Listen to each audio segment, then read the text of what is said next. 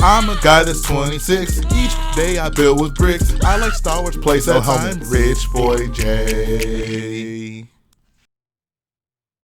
Hello boyos, Rich Boy J here back with another video, and this is going to be another episode of Your Questions Answered. If you're unfamiliar with the series, Your Questions Answered is a Q&A series that I do here on this channel. So if you want to see one of your questions answered, leave it in the comment section below. Make sure it is Lego, Star Wars, or Lego Star Wars related, and then check back next week to see if you made the cut.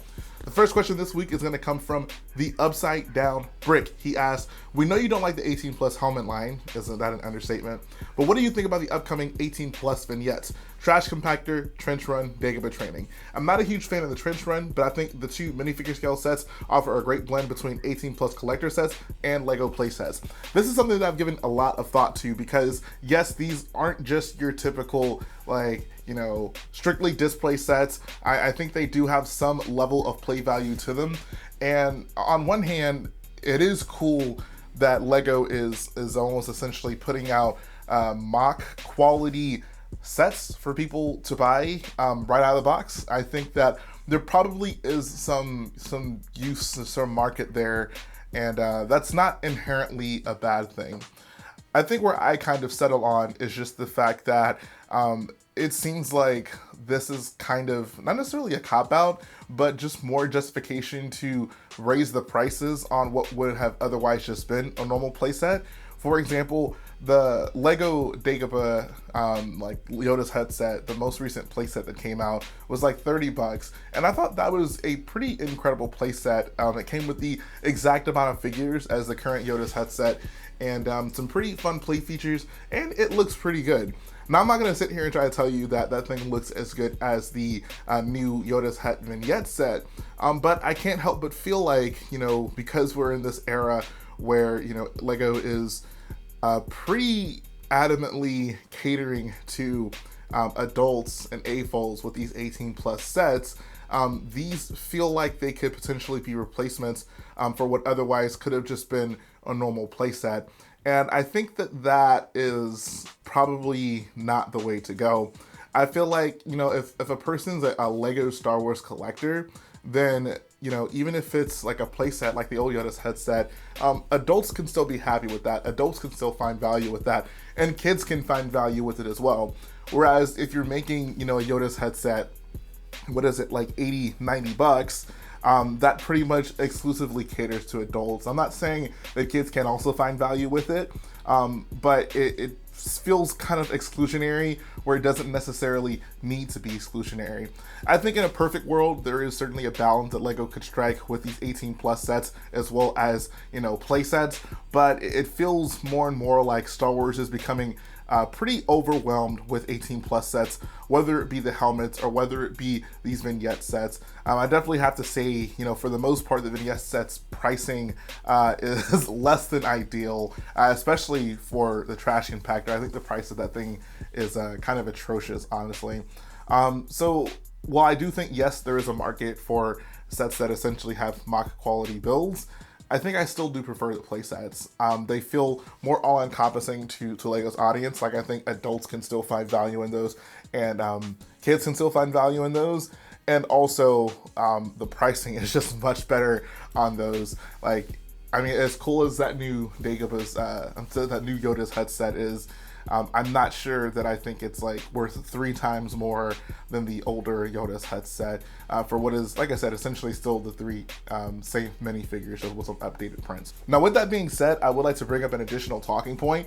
I wonder if there's a market for an 18 plus line of vehicle builds, specifically minifig scale builds. Like, I know Lego's obviously doing these 18 plus super detailed like location sets, but I wonder if they could potentially try at some point, like an 18 plus vehicle line where they would do something like, I don't know, $150 minifig scale X-Wing. I don't think an X-Wing would need to be $150 even, if it's super detailed. But I do wonder if there is a market for very detailed vehicle builds. I'd love to know how you guys would feel about that, and if people would be maybe more receptive to that than the more expensive 18 plus location builds. Next question comes from Builds by Matt. He says, I was never a fan of the Star Wars alternate builds, but I did like the combo models that Lego had in other themes like Power Miners, where you could combine 2 sets into to a larger, unique one? This isn't necessarily a question, but I do think it raises an interesting point as for combo builds. Now, I know it's Star Wars because, you know, these aren't things that people are just coming up with. It'd be a lot harder to come up with a combo build, but I would be kind of curious to see how a potential combo build could work with Star Wars. Like, what if you could get, you know, 2 vehicles and maybe transform them into one larger vehicle? I think that there would really have to be a lot of design ingenuity to make that happen, but I don't think it's necessarily impossible. Moreover, I would prefer more than anything just for us to get more builds that, even if they're not necessarily like a combo build where you disassemble both of them and then combine the parts to make one big unique build, I would appreciate if they did more sets that just kind of can combine together. For example, we've talked kind of about like, I think when I did my like ideal episode 2 wave or ideal summer wave for this year, I talked about how like it'd be cool if we got multiple Geonosis sets that could all kind of connect together, so like a big Geonosis set. It did kind of seem like they were going that way with the Cantina builds, and I'd love to see that expanded upon to more different Star Wars locations. Next question comes from Squidman. He says, what are some of the weirdest techniques you've encountered while building a Lego set? For me, cutting flex tube with scissors is up there.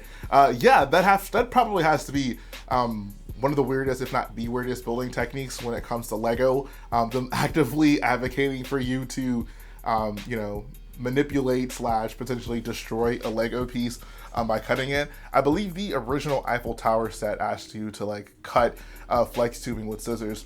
One that I'll throw out there, because I did think about this a little bit and I couldn't think of anything that was particularly weird. Like, I thought of some interesting techniques, but in regards to weird techniques, probably the weirdest one I got was with the Bestman Duel set, how they asked you to like pre-bend the flex tubing, which is just weird because that kind of, I don't know, Lego's usually pretty straightforward with the sets, right? Like, they don't really ask you to do too much to where, you know, your set wouldn't turn out exactly as intended. And I feel like when you ask people to bend flex tubing, you're opening up a whole different can of worms where, you know, you could have one person's set that looks drastically different from someone else's set, depending on where they bent them and how much they bent them.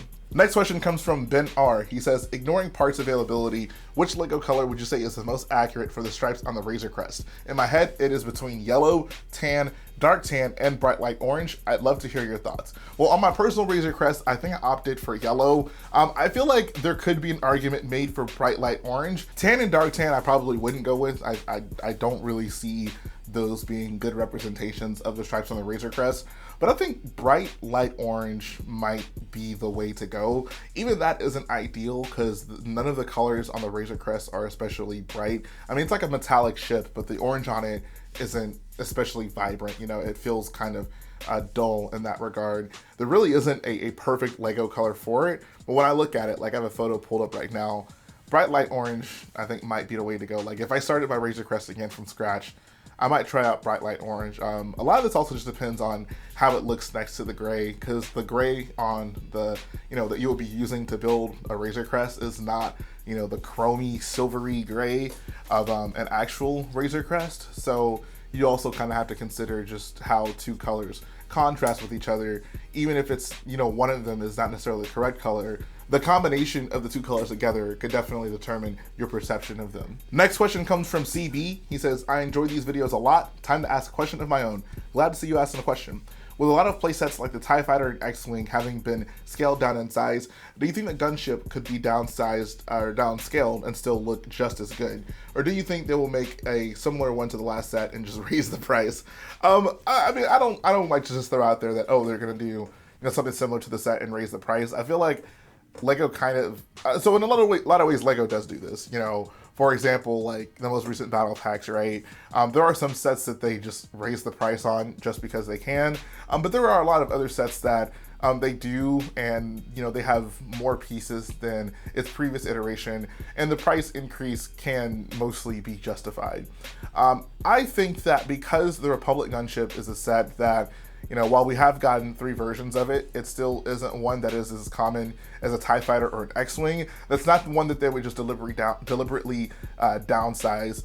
I think that when it comes to, you know, those like iconic ships like the TIE Fighter and X-Wing, they can kind of justify downsizing them because one, there's so many iterations. Like if they, you know, try something experimental with one of them, it doesn't feel like as big of a deal because it always feels like, you know, there's another X-Wing on the horizon in the next 2 or 3 years. Whereas with the gunship, that's certainly not the case, and I think that they would probably, you know, do something more in line with what they've done before, with the size they've done before, just because we don't get very many gunships. And I think also like those small, you know, one-person fighters can kind of work at a downsized scale. The gunship, however, is, you know, pretty heavily like a troop transport, and I think that if you limit the troop transportability of a ship like that by downsizing it, I don't think it'll be work as well as like a downsized X-Wing or a downsized TIE Fighter. So ultimately, I think that we probably won't see the downsizing on ships that we don't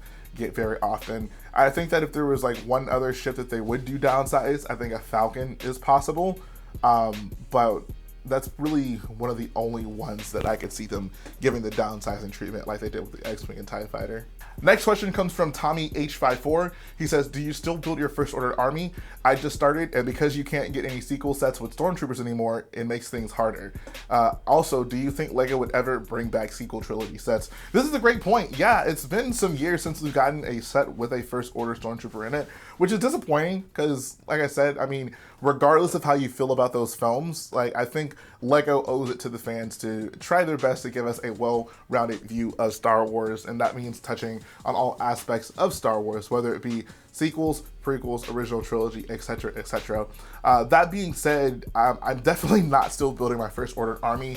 I probably have more First Order troops than I will ever need, unless with some like spin-off thing or whatever, we see some insanely large-scale battle with the First Order, which is obviously very unlikely just given what we've already seen. I really have no reason to get any more Stormtroopers than I already have. In fact, I have way too many even at this point.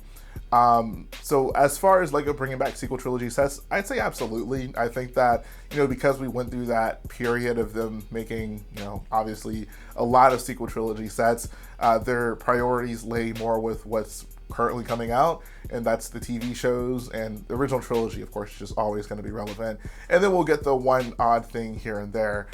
So yeah, sequel trilogy sets, like absolutely, I have no doubt that we will get more at some point. As for when, that's kind of hard to say. Final question comes from Dutastic. He says, YQA, what is the most overrated and underrated the complete saga levels? Great question. As for underrated, I gotta go with Rescue the Princess from episode 4. Oftentimes when people talk about the levels from complete saga and the ones they really remember with fondness, they seem to gravitate towards the prequel levels, which I can understand to a certain extent, because even I, like, that was just kind of my initial exposure to LEGO Star Wars. So those levels, for better or worse, will always have a special place in my heart. But we kind of gloss over a lot of the ones in LEGO Star Wars 2. But I think that Rescue the Princess is a very good level. The Death Star sequence is just my favorite sequence probably in all of Star Wars. And I think the LEGO game captures that very well with Rescue the Princess. As for overrated, I feel like this one is so hard to say. Like, I looked through all the levels just trying to think of ones that like people really love that I don't necessarily care too much for, and I couldn't really find one that I was just like, oh, that one gets like undue praise. A lot of the levels in this game are just fun. Like, they really just are. It's just a really fun game. So yeah, I mean, as far as like levels that I just don't like, I think Bounty Hunter Pursuit is up there. The first one is just not a good level. The second one is just a very frustrating level. But I definitely would love to know in the comment section, what are you guys' favorite levels from LEGO Star Wars The Complete Saga? But that's all I got for you guys today. Thanks for tuning in to YQA. Like I said earlier, if you want one of your questions answered, leave it in the comment section below, and then tune back in next week to see if you make the cut. If you like what I do, go ahead and support the video by hitting the like button, support the channel by smashing that subscribe button, and I'll be back again very soon.